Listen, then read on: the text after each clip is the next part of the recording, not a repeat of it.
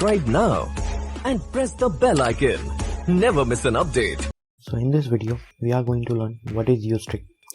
Usestrict defines JavaScript should be executed in strict mode. Strict mode means declaration must be there, otherwise it will throw an error.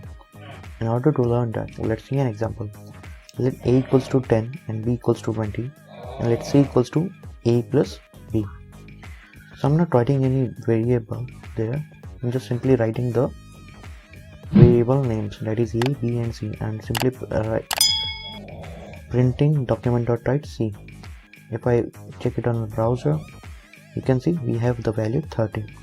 Here, as you can see, we don't have written any variable there, right? Even though it's giving us some value. Now if I add var, let and constant to these variables, the result remains the same. Now let me undo these things and let me use usestrict. So when I add this usestrict at the top of our code, that is JavaScript code, and now if I try to run, I'll be getting an error, that is reference error, a is not defined.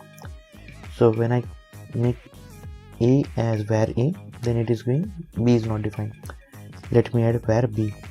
So now c is not defined because it doesn't recognize what is c.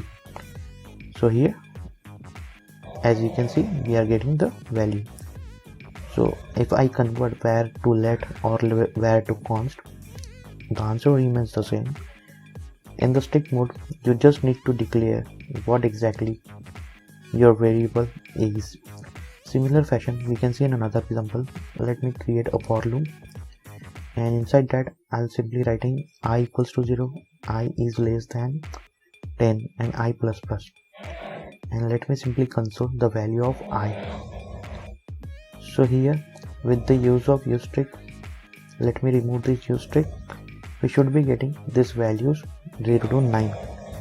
But when I enable this usestrict, we will get an error that I is not defined. As we can see, I is not defined. So if I declare var I, now as you can see, the result comes as it is. So if I change it to var to let, it is giving us the results. So this is how usestrict works in JavaScript.